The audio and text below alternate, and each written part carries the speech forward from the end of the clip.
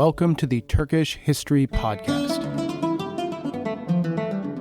Episode 23.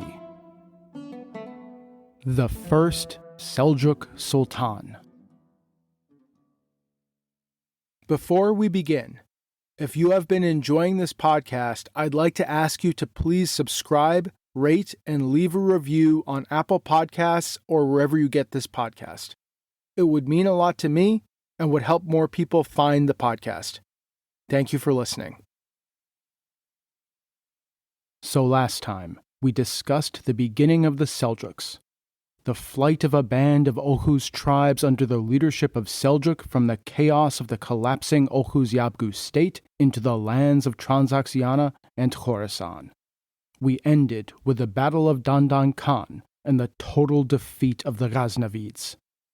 So in 1040, the Seljuks now stand as the unrivaled lords of Khorasan, under the leadership of the triumvirate of Musa Yabgu and his nephews, the brothers Tughrul and Shahri. And today, we're going to discuss how that triumvirate started to fall apart as Tughrul began to emerge as the paramount leader of the Seljuks. As we will see in this and in the coming episodes, Tughrul will accomplish this through becoming a ruler in the Islamic mold, by becoming more than a mere steppe warlord. Indeed, by becoming the first Seljuk Sultan. Perhaps most importantly, we're going to discuss how the Turks initially came to the land that they would come to dominate, and that will form the setting for so much of this podcast in the future, Anatolia. And these three strands are actually all connected. By conquering to the west and by determinedly working to rule in the Islamic tradition, Tughrul would expand his power both externally and internally over his rivals. And in the act of becoming a proper Islamic ruler, Tughrul will force many of the wild Oghuz tribes to the fringes of the empire and into Anatolia. Now, if you'll recall from last episode, the Seljuks were traditional steppe nomads. When they conquered territories, they were really mostly interested in gaining pasturage and in certain tax farming rights. They weren't really setting out to build a state. But after their initial conquest in 1035, that began to change, at least for Tughrul. Indeed, there are some indications that Tughrul had already begun to think in grander terms by the late 1030s. As I briefly mentioned last time, when Tughrul first conquered Nishapur in 1037 or 1038, he ordered that coins be minted bearing his name and the name of the caliph. He also ordered that the khutbah, the Friday sermon, be read in his name in the mosque of Nishapur, again a traditional mark of sovereignty in the Muslim world. These are not things that steppe nomads really do or really care about, and it really shows that Tughrul was beginning to see himself as an Islamic ruler, as an emir, an inheritor of the political tradition that had been created in the Islamic world after the anarchy at Samarra, in addition to being a steppe ruler, an inheritor of the political tradition of the steppe that stretched back as far as anyone could remember. And after the Battle of Dandankan, this change in Tughrul's thinking really accelerated. As Ghaznavid power melted away, Tughrul saw that the Seljuks could rise in their place to become actual rulers in the rich lands of Islam. But only if they could work within the Islamic political tradition. And this would be the route through which Tughrul would both cement Seljuk power, but also cement his own power within the emerging Seljuk Empire. That is, cement his power over his rivals, his brother, and his uncle. Now remember that the Battle of Dandankan had actually been won by Tughrul's brother Shahri. The true scale of the victory had at first been hard to even grapple with. Reportedly, Shahri's men did not dismount for 3 days and would not be parted from their horses except when they needed to eat and drink and so on, out of fear of the return of Mas'ud's army.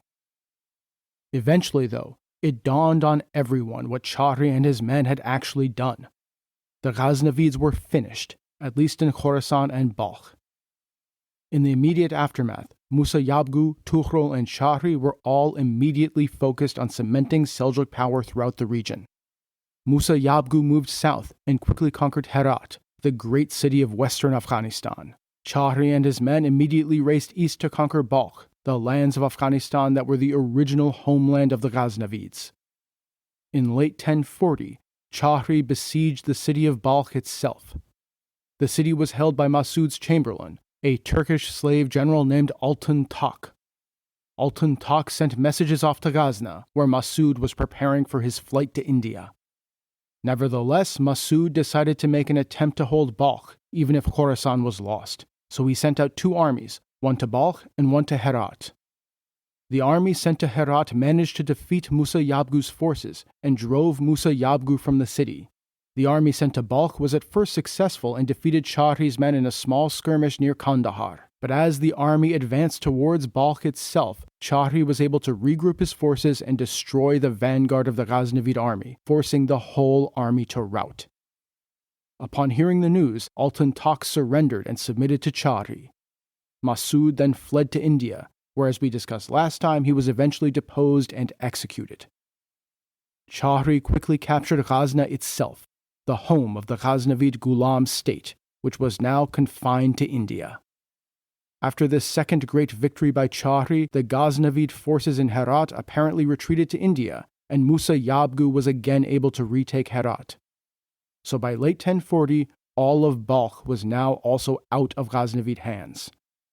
Now, with the Ghaznavids gone, the ruling triumvirate of Musa Yabgu, Chahri, and Tughrul divided up the spoils. Chahri, who had ridden east and had been the man to deliver both great victories, got the lion's share, the eastern lands, basically all of Balkh and Khorasan. Tughrul was given Nishapur and the far lesser western realms, the original cities along the Köpet Dağ mountain range on the fringes of the Karakum desert, while Musa Yabgu was packed off to Herat to rule. Indeed, it seems that by this point, Musa Yabgu was essentially sidelined, and the 2 brothers became the top rulers. Now, because Tughrul is going to end up edging out his brother and become the real paramount ruler, the later Islamic sources focus entirely on him. After all, he was the man who really founded the empire, and in any event, he was the ruler in the western realms where most of the authors lived. They really do not give enough attention to Chahri or to Musa Yabgu, which makes it basically impossible to really know the details of how Tughrul actually won. The Islamic histories make it seem inevitable, but it really wasn't. Indeed, at this point, it sort of looks like Chahri, not Tughrul, is going to be the one who ends up on top. He had been the guy to win both of the major battles against the Ghaznavids. He had been the one who had driven them from Khorasan and even from Balkh. He had been the one who had entered Ghazna itself. And indeed, there are some indications that he did try to take the top spot. He seems to have been using the title Malik ul-Muluk, an Arabic rendering of the ancient Persian title of Shah, the King of Kings. Evidence on coins shows that Chahri was using the bow and arrow motif, a traditional Turkish symbol of sovereignty. Perhaps more concretely, after his great victories, as the new Seljuk domains were divided up, Chahri would end up taking the eastern portion. As we have discussed many times before, the Turkish political tradition saw the eastern/left-wing part of the confederation as the senior branch, while the west was the junior branch. I mean, think all the way back to the very first episodes on the Göktürk Khanate, where this same division occurred. And the eastern lands claimed by Chahri as his were really the largest and wealthiest part of this nascent state, Khorasan and Balkh. Sitting there in 1040, if you were a betting man, you'd probably put your money on Chahri to win the whole thing. But it just wasn't to be. Chahri was destined to rule the eastern lands, defending against repeated Ghaznavid attempts to retake them from India, while Musa Yabgu would wither away as an irrelevance, presumably ruling only Herat until sometime around 1054 or 1055, which we only presume because that's the date of the last coin of his that has been found. And it would be Tughrul, the younger brother of Chahri, who would end up on top and conquer basically the whole Muslim world. So how did that happen? There are a lot of reasons, but I think the main one is that Tughrul was determined to work within the existing Islamic political tradition, to fashion himself into an acceptable Islamic ruler. And as we will come to see, Tughrul convinced and negotiated the Seljuks into power more than he conquered his way into power. Now, this sort of flies in the face of the traditional model of a steppe nomad leader taking over a sedentary civilization. Normally, we see the mounted Khan, the barbarian lord of the grasslands, breaking his foes with the invincible power of steppe military might, the conqueror on horseback. But Tughrul really broke the mold here. Indeed, he was more of a diplomat on horseback than anything else. To me, this makes Tughrul one of the most fascinating guys in Turkish history. Because you have to remember that Tughrul was not born in the Muslim world that he came to rule. He was born on the steppes. He was in his early 40s when he rode into Khorasan, and until that point he had lived his whole life on the steppe, living in the world of herds and felt tense, always on the move. He had been raised by his grandfather Seljuk as a nomad, and in all likelihood, both his grandfather and his father had in fact been nominally converts to Judaism before converting to Islam. And like most Turks, Tughrul's knowledge of Islam, at least at first, was probably very thin. He spoke no Arabic or Persian, and he was illiterate. When he first rode into the great cities of the Muslim world, they would have been incredibly alien to him. Think about maybe a modern example. Imagine a 42-year-old Central Asian immigrant who has never set foot in a town of more than a couple thousand people being dropped down in the middle of New York City. Think about the culture shock. Think about how hard it would be for that person to really grasp the social and political structures of the world he had come to. How hard it would be for him to wheel and deal and negotiate with the established powers of the world he found himself in. I mean, if there's anyone who should have been a traditional steppe warlord, it's Tughrul. But he just wasn't. He adapted to the Muslim world he found himself in with incredible speed and skill and indeed shrewdness. To have done what he's about to do, he must have not just been an incredibly intelligent man, but a very curious, open-minded, and flexible person. Ibn al-Athir says that he was intelligent, mild-tempered, and extremely tolerant, which seems fitting, but we should never forget that he was still a nomad leader, and as such, more than capable of inflicting cruel and horrific violence when required. Tughrul began his march to ultimate power by entering Nishapur in 1040 shortly after the Battle of Dandankan, while his brother Chahri, the man who had actually won the battle, was riding east to finish off Ghaznavid rule in Balkh. Reportedly, Tughrul entered the governor's palace in the city and marched into the main audience room, where the divan, the council of state, would sit. He assembled the divan of the prior regime, the elites of the city and the province, and installed himself on the throne. He then turned to the Qadi, the judge of Islamic law, and asked for guidance, saying, "We are new men and strangers, and we do not know the Persians' customs." This would sort of set the tone for his coming conquests. And Tughrul and the Seljuks were indeed unfamiliar with Persian customs and the customs of the Islamic world as a whole. Not only did they not speak the language, but they were just very ill at ease in the sophisticated world they now found themselves in. Ibn al-Athir shares several hilarious anecdotes about their initial days in Nishapur.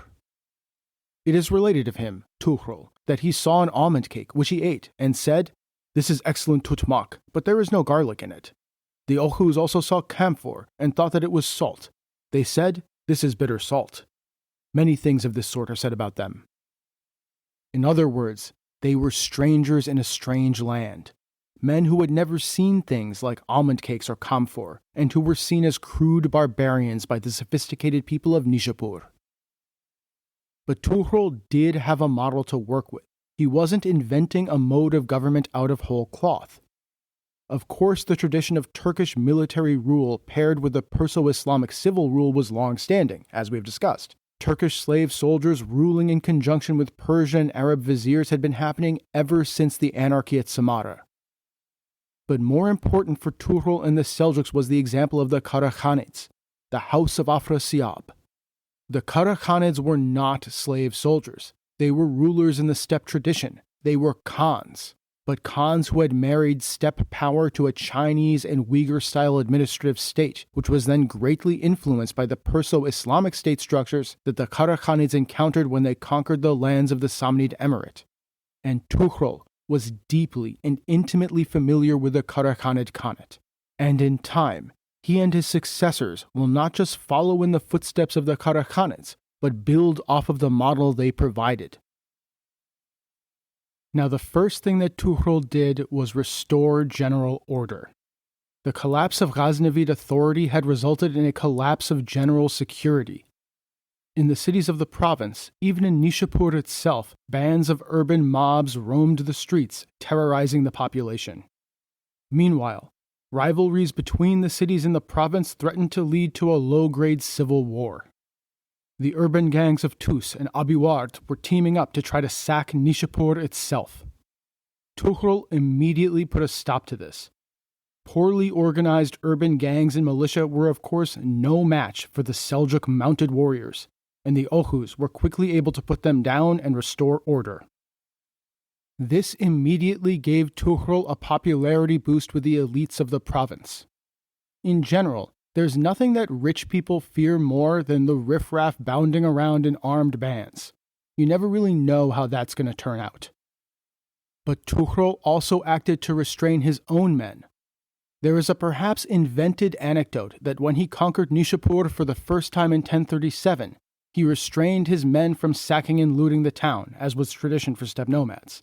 I mean, that's like at least half the reason that steppe nomads go to war. Tughrul said that since it was Ramazan, they would have to wait for the holy month to be over.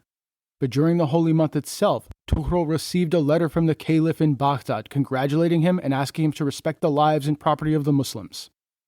Likely realizing how important the caliph's approval actually was, how it could be used to get the local officials, bureaucrats, and nobles who he needed onto his side, Tughrul then forbade any looting even after Ramazan ended. And then he extended the prohibition to all Seljuk troops throughout the nascent empire. Reportedly, Chahri was incredulous about this and was only restrained from leading his own Turkmen to plunder Nishapur in the west by Tughrul rather dramatically threatening to kill himself. Now, I'm not sure that we can trust the veracity of that story, because it really does seem like pro-Seljuk and even pro-Tughrul propaganda, but it is demonstrative of how important the restoration of order was to Tughrul as a political project. See, the pro-Seljuk and the pro-Tughrul sources of course make a huge deal about this, how Seljuk rule meant an end to anarchy and the restoration of order. Indeed, that's going to be a coming theme, because Tughrul is in essence going to start promoting himself as the restorer of order, and not just as the guy who can stop the local anarchy and local disorder, but eventually as the man to end the general disorder within the lands of Islam that has prevailed since the anarchy at Samarra. In essence, as the man to finally end the anarchy at Samarra. Deeply connected to this was Tughrul's determination to act as a Muslim ruler, not as a nomad chief, and as an orthodox Sunni ruler at that. Order and Sunni orthodoxy would always be presented by Tughrul and the pro-Seljuk sources as essentially the same thing, and Tughrul and the Seljuks will present themselves as restorers of both. We can see the importance of this religious gloss in restraining his troops from looting during Ramazan, though to be clear, even if that story is true, I'm sure that the restriction was honored more in the breach than in the observance. And we know for sure that Tughrul did allow his troops to engage in looting in Nishapur in 1040. Tughrul also minted coins both in his name as Emir and in the caliph's name upon taking Nishapur. He ordered the khutbah, the Friday sermon, to be read in both his name and in the name of the caliph in all of the mosques. He largely left in place the existing Persian bureaucracy and civil service, recognizing that he would need them to run the state, and he made sure to treat these men with all due courtesy and respect. Think about his words to the Qadi asking for guidance. But at the same time, Tughrul knew that steppe nomad troops were the source of his power. Without his Turkmen steppe riders, he was nothing. He needed them. And indeed, after the Battle of Dandankan, the number of Turkmen followers following the Seljuk seems to have rapidly expanded. Vast hordes moved south, joining up with this new, powerful dynasty, which of course increased the demand for pasturage and plunder.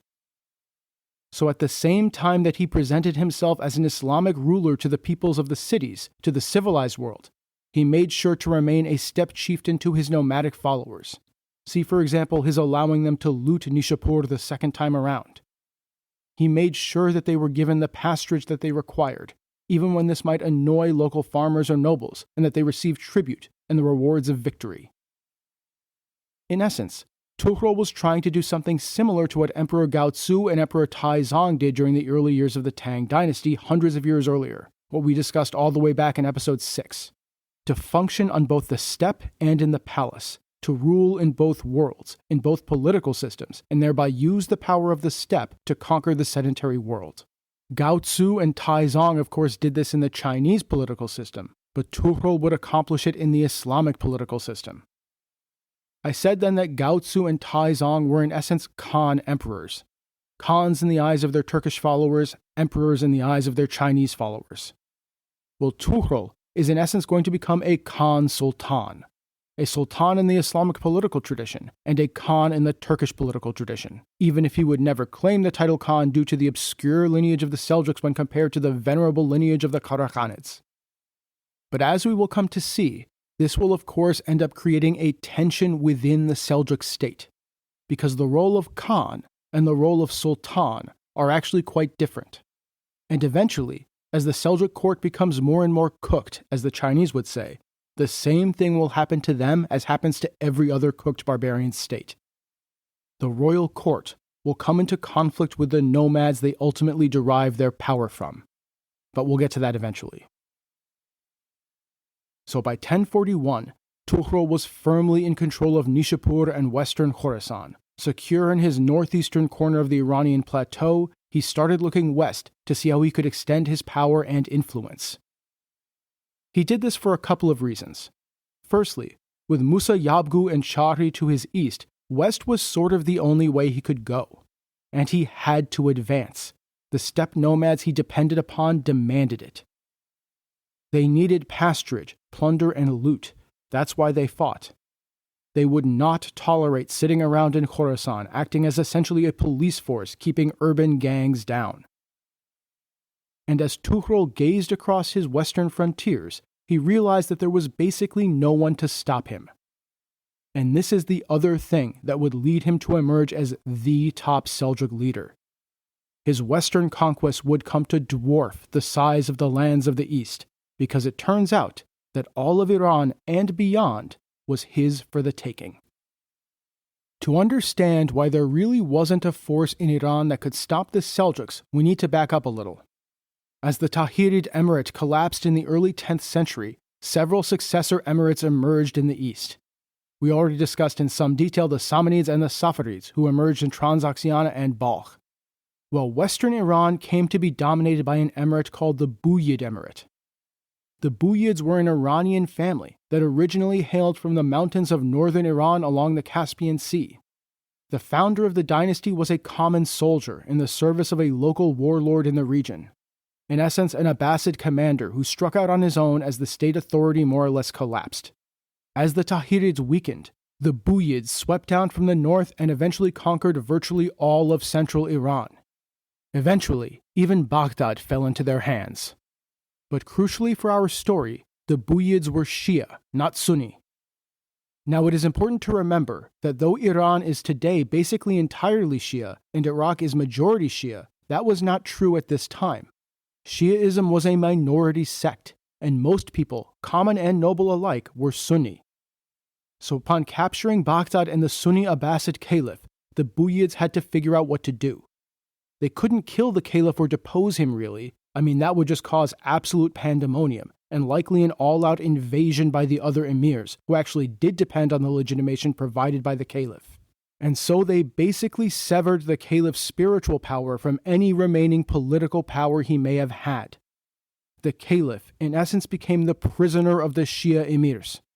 A bit of a reversal from how the Shia imams were once prisoners in Samarra.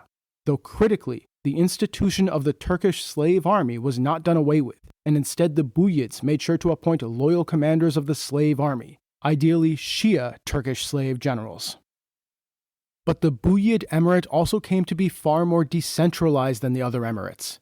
It was in essence a federation of 3 emirates, one controlling Iraq led from Baghdad, one controlling southwestern Iran led from Shiraz, and one controlling northwestern Iran led from Ray, which today is basically a suburb of Tehran.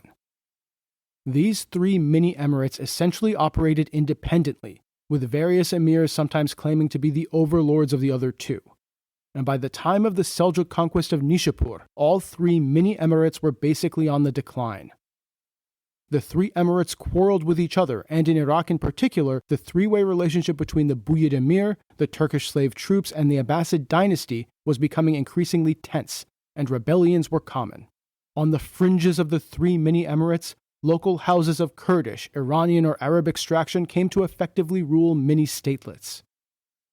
So as Tughrul gazed westwards from Nishapur, he saw a land ruled by weak emirs and petty warlords, in conflict with each other, facing down revolts and disorder, and professing a form of Islam that was both not shared by the majority of the population and not supported by the caliph. A form of Islam that indeed denied the caliph's legitimacy. And Tughrul realized what a great opportunity this was. Not only could he present himself as the restorer of order, he could also present himself as the restorer of Sunni orthodoxy, the savior of Iran from rebellion and from heresy. And like we said earlier, these 2 things could be presented as the 2 sides of the same coin, as essentially the same thing. Why is there disorder? Because Iran is ruled by heretics. And the Seljuks are the solution to both problems. And so in 1041, Tughrul began his conquest of Iran. It began fairly opportunistically. In Tabaristan and Jurjan, that is the area of Iran bordering Khorasan in the very north of Iran along the Caspian Sea, a local dynasty of Iranian extraction subject to the Buyids was engaged in a vicious round of squabbling, as was typical of the Buyids and their vassals at this time. According to Ibn al-Athir, Tughrul Bey realized that in those lands there was no one capable of defending them against him, so he marched there to Jurjan. Tughrul quickly put the main city of the region to siege, and the local commander quickly realized that he could not withstand the Turks, so he opened the city up to Tughrul. Tughrul then handed the city over to a local Iranian lord, imposing a payment of 100,000 dinars on the city and an obligation of a 50,000 dinar annual tribute. The lands of far northern Iran were now his vassals, and he ordered that the khutbah be read in his name. He then turned around and went home to Nishapur. This sort of set the template for Tughrul's initial Iranian conquests. He would in essence offer to use his powerful Turkish troops to help a feuding Iranian lord win whatever fight he was in. He would negotiate with these local lords and come to a deal that left them in power, so long as they acknowledged his sovereignty and paid him tribute. But he would also demand the pasturage for his Oghuz followers, and he would make sure to distribute a portion of the tribute payments to them. In this way, he would fulfill his obligations as a steppe nomad warlord, as a Khan, to provide pasturage and loot to his followers. But this was actually harder than it sounds. For one thing, modern historians believe that the climatic shifts were making Central Asia and Iran colder and drier at this time, making formerly good pasture land less viable, and making formerly arable farmland suitable for pasturage. This of course caused conflict with the farmers that the Oghuz nomads encountered. Additionally, though we can't be sure, it seems that the number of Oghuz nomads subject to the Seljuks had greatly increased. Further Oghuz, fleeing the chaos of the steppe worlds and the effects of climate change drying out and cooling down the steppe, had come from the remnants of the dying Oghuz Yabgu state to the south, to join their brothers and cousins already serving the House of Seljuk. The written sources do indicate that this caused immense pressure on the Oghuz to expand further. An Iranian Suryani Christian named Bar Hebreus records the following about the Oghuz. In every place where his troops meet together, they plunder and destroy and kill, and no one district or quarter is able to support them for more than 1 week because of their vast numbers. And from sheer necessity, they are compelled to depart to another quarter in order to find food for themselves and their beasts. And so in 1042 and 1043, driven by this need to make sure that his Oghuz followers had adequate pasturage, Tughrul pushed further into Iran. Fortunately, The area between the cities of Rey, near modern Tehran, and the more southwestern city of Hamadan had basically the best pasturage in central Iran. And this was right on the doorstep of the lands in northern Iran that Tughrul had just conquered. Taking both cities and controlling this area was therefore a top priority for the Seljuks. Under Tughrul's cousin and foster brother, a son of Musa Yabgu and one of his top lieutenants, a man named Ibrahim Yanal, a Seljuk horde rode south from newly conquered Tabaristan and towards the city of Rey, which was the capital of one of the 3 mini-emirates that made up the tottering Buyid Emirate. Rey was quickly taken and the local Buyid prince expelled, whereupon Ibrahim Yanal moved southwest towards Hamadan. Upon hearing of the advance of the Seljuks, the local ruler of Hamadan fled to the nearest town that had a good citadel, and Ibrahim Yanal and the Seljuks essentially forced the local people of Hamadan to pay them off and accept Seljuk dominion. They then went off to besiege the citadel that local lord had fled to, and the guy just didn't have the troops to hold out. As Ibn al-Athir writes, as they did not have sufficient strength to resist, the town fell to an assault, and the Oghuz plundered the populace and perpetrated some atrocities. Just some atrocities, you know how it goes sometimes. Tughrul now held all of northern and central Iran in addition to western Khorasan, and it seems that it is around this time that Tughrul began to use the title Sultan, a much higher rank than Emir. Though traditionally a prerogative of the Caliph, Mahmud of Ghazna had taken the title for himself, and the fact that Tughrul was now starting to use this title shows just how powerful he had become, both as a lord of Iran and within the internal Seljuk leadership. In fact, it is from this point that the duopoly between Tughrul and Shahri appears to begin breaking down, as Tughrul began to emerge as the paramount leader. He alone, and not his brother Shahri, could be a sultan. Unlike later conquests, following the conquest of northern Iran, the local lords in Hamadan and Rey were actually removed, and Tughrul himself moved into Rey, turning it into essentially his capital. After conquering central Iran, Tughrul then gave the city of Hamadan to Ibrahim Yanal as his reward, which, as we will come to see, would begin a fatal rift between the two men. The valuable pasturage between Rey and Hamadan was now in the hands of the first Seljuk Sultan. But it turns out that there were actually already some Oghuz Turks in the region. If you remember back to the last episode, after Mahmud of Ghazna had defeated the Seljuks in 1029, a portion of the Oghuz subject to the Seljuks had broken away and had fled west. Termed the Iraqiya because they had plundered Iraq, they basically had been on a rampage through what's now Iran, Iraq, southeastern Turkey, Armenia, and Azerbaijan.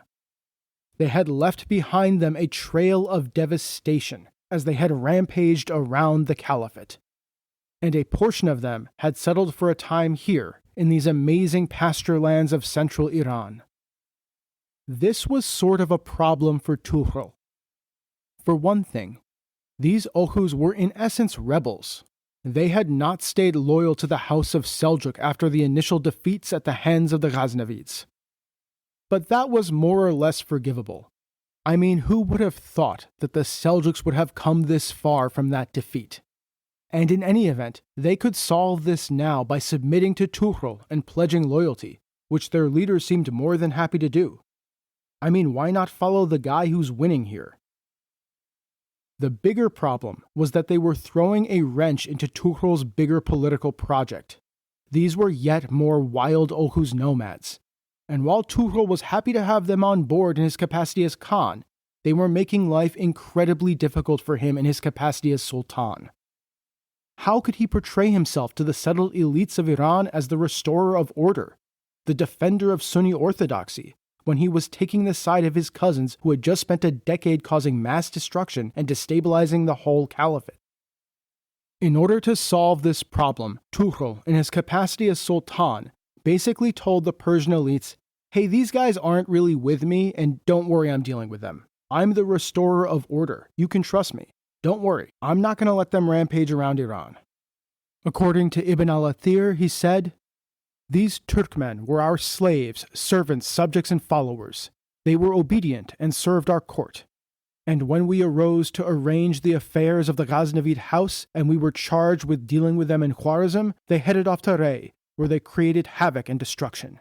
We mustered our armies from Khorasan against them, determined that they should seek mercy and take refuge in forgiveness. Pride took possession of them, and decency deserted them, and we must return them humble to our banners and give them a taste of our harshness as a reward for rebels.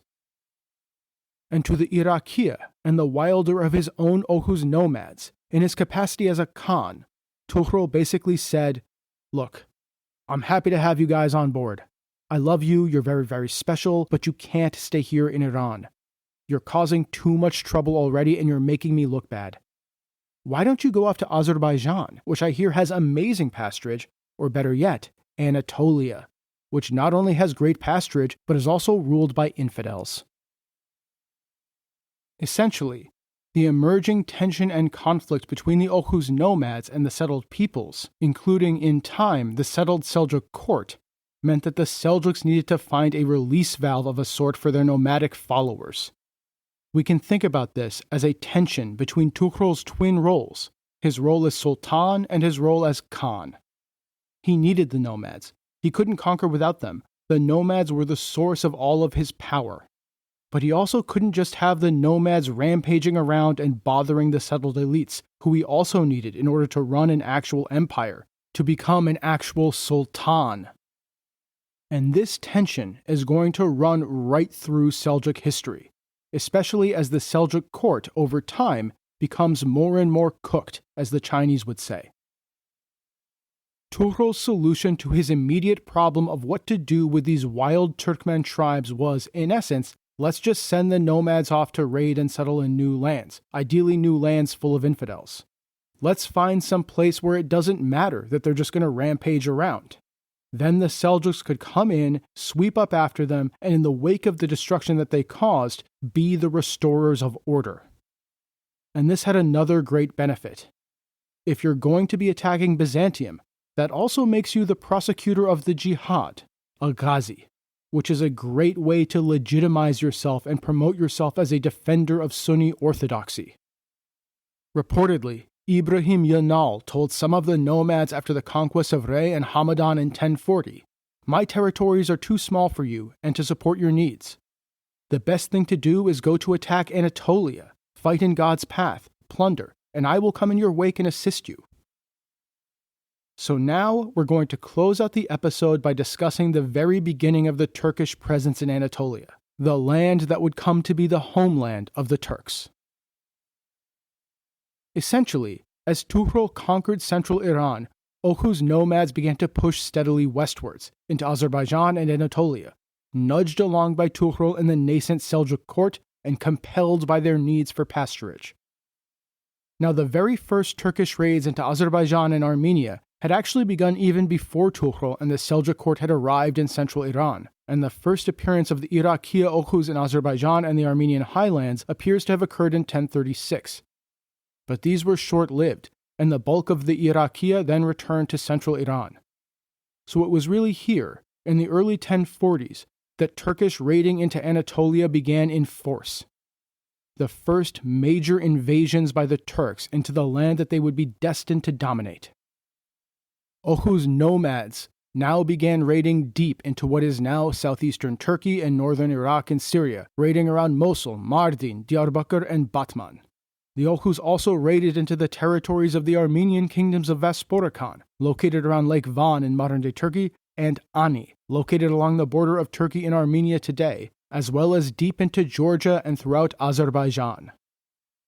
These lands were perfect for the Oghuz, as they contained both cities that they could loot and wide open grasslands to graze their herds. And this raiding inevitably brought the Oghuz into conflict with the Roman Empire. Now we're going to discuss the political situation in eastern Anatolia in more detail in coming episodes, but for now, it is important to understand that these regions were only recently brought back into the Roman Empire.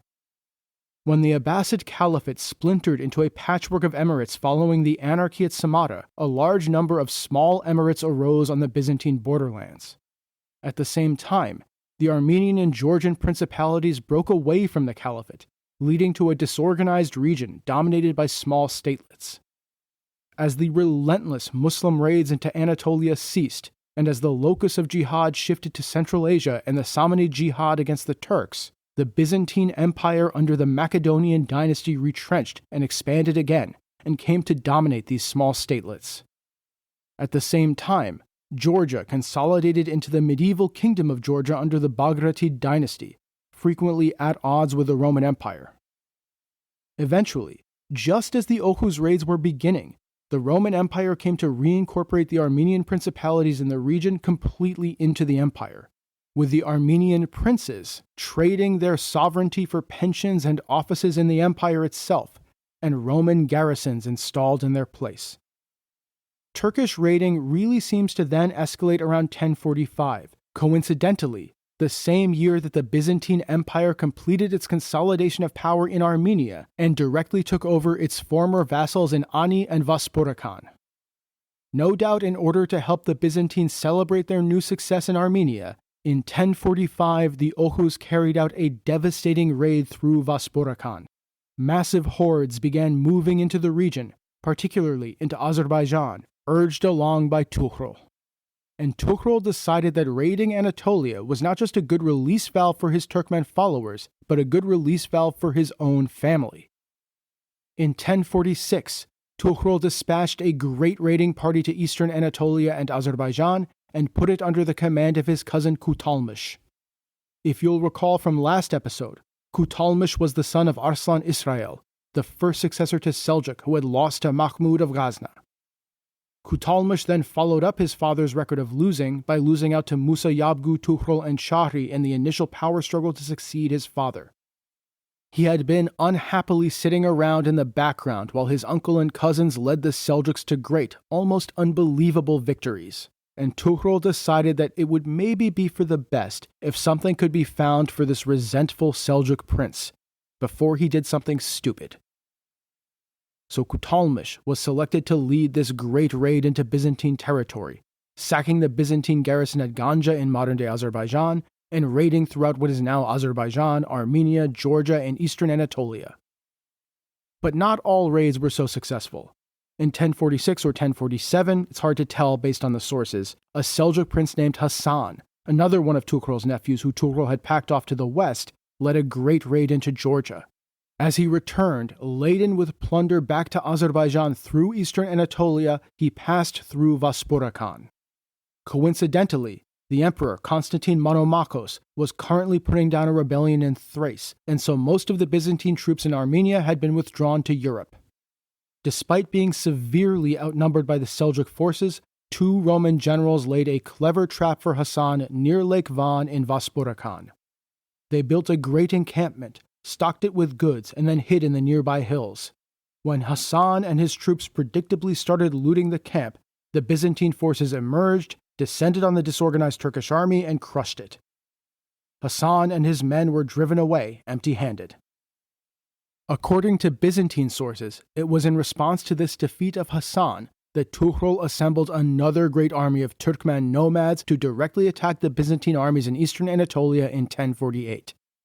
But while this may have played a role, the reality is that Tughrul was using the raids of Anatolia as a release valve both for his annoying relatives and the Turkmen tribes he needed to get out of the lands of Iran as he was consolidating his rule. And so it likely would have just happened anyway. And in any event, the Oghuz themselves had heard of the great riches conquered in the west before Hassan's defeat, and were eager to return. We should never forget that Tughrul's control over the Turkmen tribes was actually somewhat limited. He could urge them and steer them, he had great influence, but he couldn't really stop them from doing what the tribes always did, namely plunder and raid. And if they were determined to go on a large raid, it would be better for him to at least send a general to assert his authority, impose at least some order, and tie the tribes to him. Very much, there go the people. I must follow them, for I am their leader. And so a great army of Turkmen tribes was assembled in Tabriz and put under the command of Ibrahim Yanal and Kutalmish together. According to Byzantine sources, the Seljuk forces numbered 100,000 strong, but that's clearly an exaggeration. the Seljuk army moved out of Tabriz towards Vaspurakan and the Byzantine borders. According to the Byzantine historian John Skylitzes, Hassan, who the Sultan had sent against the Romans, passed through Tabriz and to the place called Tiflis, that is Tbilisi today, and came to Vaspurakan. He destroyed and burnt everything, slaughtering everybody he encountered, not even sparing those of tender age. Now Skylitzes seems to have gotten the commanders wrong, but the pillage seems about right. As the Seljuks ravaged Byzantine territory, yet again the Byzantine troops were severely outnumbered. The ongoing unrest in Europe meant that the East was denuded of troops. Emperor Constantine Monomachos desperately called for his ally in Georgia, the Duke Liparit, to come to his aid. The Byzantine forces knew that they could not withstand the might of the Seljuks, so they retreated into the fortresses and castles of the region. As the Seljuks ravaged the countryside of eastern Anatolia, going so far as Erzurum, Liparit assembled his armies in Georgia and began marching south. With the Byzantines holed up in their fortresses, the Seljuk army was able to sack the city of Artse near Erzurum. This was the most important market town in eastern Anatolia, full of Armenian, Greek, and Arab merchants, and the Turkmen raiders were able to carry off virtually all of its immense wealth. As the Seljuk army left Artse laden with plunder, Liparit and his Georgian troops finally showed up. Now that the reinforcements had arrived, the Byzantines felt that they could take the field. And so on September 18th, 1048, the Byzantine army met the Seljuks near the city of Kapetron, today's Hasankale, on the plains outside Erzurum. The center was commanded by Liparit, with Byzantine commanders on the wings. The result was probably a foregone conclusion, basically what always happens when steppe armies meet settled armies on the field.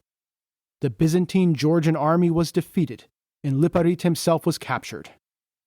According to John Skylitzes, Kekaumenos and Aran, the two Byzantine commanders, routed their opposing wings and pushed them until cockcrow, but Liparit, desolate of the loss of his nephew, charged at full tilt when his horse was wounded and was captured.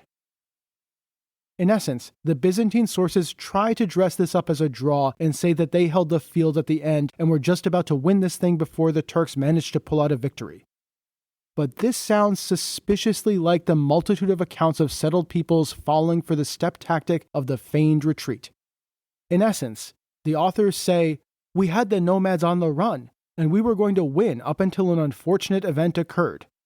But of course, they were actually just running into the ambush. Regardless, the result is not in question. According to both Byzantine and Islamic sources, the commander Liparit was captured and the Seljuks were able to return to Azerbaijan laden with plunder. The Battle of Kapetron, the first major battle between the Byzantines and the Turks, ended in a decisive Turkish victory. Unfortunately for the Roman Empire, it would not be the last such confrontation. After the victory at Kapetron, Ibrahim Yanal continued raiding west, while Kutalmish conquered another fortress on the way back to Azerbaijan for good measure. Ibn al-Athir, for his part, reports, Yanal continued raiding and plundering those lands until he came within 15 days of Constantinople. The Muslims dominated those regions, which they ravaged and plundered. They took more than 100,000 persons captive and seized more horses, mules, booty, and cash than could possibly be counted. It has been said that 10,000 carts carried the spoils, and that 19,000 coats of mail were part of the booty. Following the Battle of Kapetron, Emperor Constantine Monomachos decided to make peace with Tughrul, which Tughrul agreed to. Liparit was sent back to Constantinople, and Tughrul agreed to refrain from raiding Anatolia. Additionally, and importantly for Tughrul's project of legitimation, the emperor agreed that the Friday khutbah in the Mosque of Constantinople would be read in the name of Tughrul and the Abbasid Caliph, not the Shia Fatimid Caliph in Egypt, and that the Seljuk sigil of the bow and the arrow would be fixed to the mihrab. This recognition by a foreign leader, especially the Roman emperor, enhanced Tughrul's reputation, and getting the emperor of the Romans to in essence recognize both Tughrul and the Sunni Abbasid Caliph enhanced Tughrul's standing as the defender of Sunni orthodoxy and as a legitimate sultan. But Tughrul's promise of stopping raids of Anatolia was actually quite hollow. As we will see, he wasn't able to really control the tribes anyway, and as Turkish raids continued, he would simply protest to the emperor that those weren't really his Turkmen, all the while actually continuing to encourage it. The Seljuk prince Kutalmış stayed in the Byzantine borderlands, representing Tughrul and leading the tribes in raiding. And it would be Kutalmış's son who would come to establish the Seljuk Sultanate of Rum, the first Turkish state in what is now the homeland of the Turks. But for now, Tughrul is on the road to total power. The ruler of all of Iran and Khorasan, and the man recognized as Sultan by the Emperor of the Romans. And next time, we will discuss how Tughrul would not only come to definitively win the internal struggle for power within the Seljuk Empire, but how he would come to expand the power of the House of Seljuk even further. How he would come to be, in a sense, the sole legitimate Sunni ruler in the entirety of the lands of Islam.